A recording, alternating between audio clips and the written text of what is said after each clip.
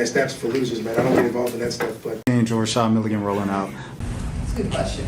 Brandon, Yeah, you want one quick question? we can't ask Rashad a question. Okay, Rashad. We started off slow, but we fought.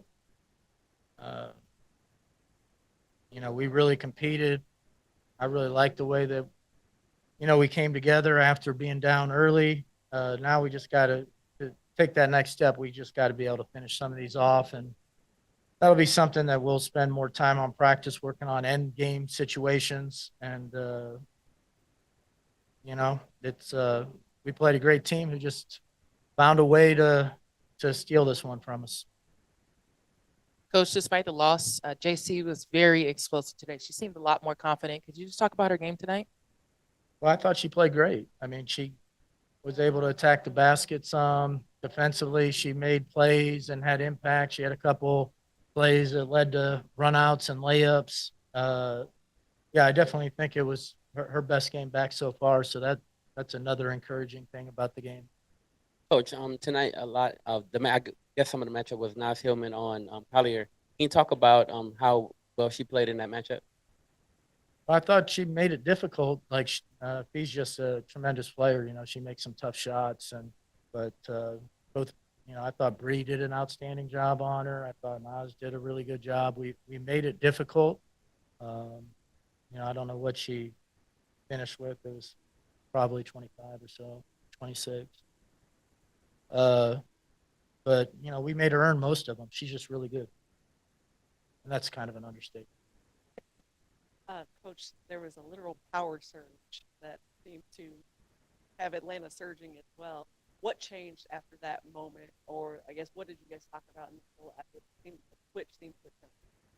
Yeah, to be honest, I don't know what we said in that huddle. We were just kind of wondering if the game was going to be continuing, because they said they weren't sure that the lights, and the officials were saying that we might not be able to continue if it isn't going to be a safe environment for the players. Fortunately, the light situation got fixed, but I just thought we start playing better.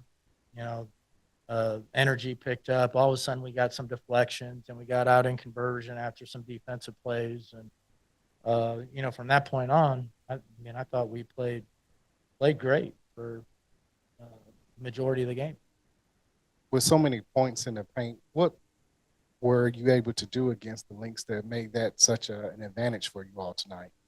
Well, we wanted to definitely look inside. We hadn't been getting our posts as involved as we wanted to, and we wanted to make sure that they were being included. So we went to BG early. She had a really good game. Bree was really physical, getting offensive rebounds, getting a second chance points. So they did a great job on both ends for us. It's something that we're going to hope to continue. We want to. We have explosive guards, but we also have great bigs, and we got to make sure that we're keeping everybody involved. Coach, you talked a lot. You talked a little bit about the late game execution earlier. Just what are some things that you were looking to see when it comes to late game execution for the team? Well, I think there's like a kind of a human nature element that when you get the lead, you're trying to protect it rather than like really. I mean, we were playing hard. We were playing at great pace.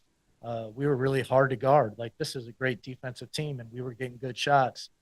But as soon as you start to slow down and you're thinking you're going to protect something, I think you're really giving an advantage to the defense. Like, you really have to just kind of have that mentality that you're not going to slow down. Your cuts are going to be just as hard. In fact, they need to be harder because they're locked in to try and make it so that you can't run your sets the way you want to. So, it's kind of a battle of wills there. And I think sometimes, if you're down by 5, all of a sudden you'd be cutting really hard with the urgency to try to win the game and get back to win the game.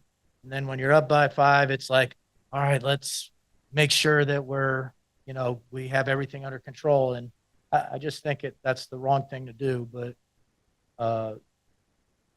it's really a human nature thing. So it's just going to be something that we're going to have to work on. And, just, hey, this last 2 minutes of the game, let's work on our pace here. Let's see what kind of shot we can get when, our guys are going against us and they're saying they're not going to give us one. Can we still get a good shot?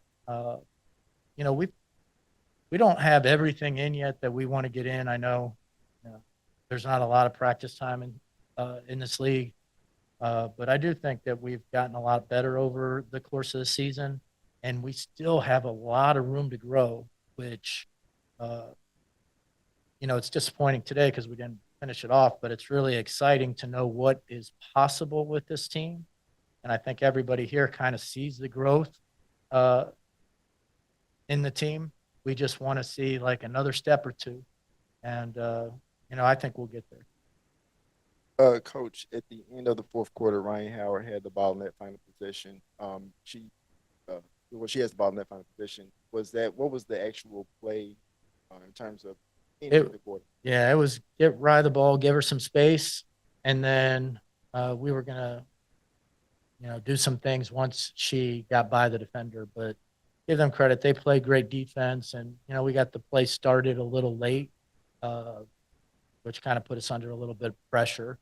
But she was doing a great job, just really attacking and getting downhill, and they were going to have to decide where they were going to help. We kind of thought we knew where they were going to help, and we were going to try and take advantage of it. But sometimes the defense was just a little bit better than the offense, and that was one of those times. Quick follow-up. You kind of alluded to this already, but come up short in this game, but against another elite team. Played New York previously, played Minnesota today, now you have New York again. What does this say about your team in terms of its growth and where you guys are headed? Well, I mean, we're pretty motivated to be at the top of this league. Like, right now we're not quite there, but this is a new system.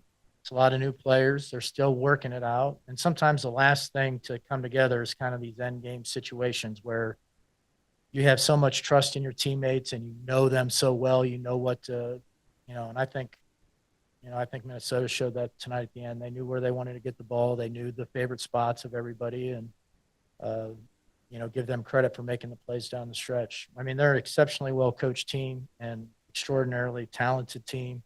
And for us to, be right there, it's just a little disappointing that, we didn't send everybody home happy tonight.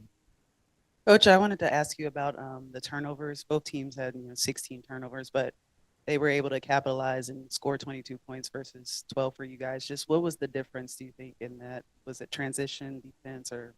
No, I think, they're always a team that forces a lot of turnovers because they're going to pressure and they're going to try and blow things up.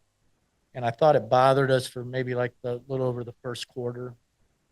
We had several turnovers in the first quarter. A lot of those led to runouts. That's kind of how they got the big lead on us.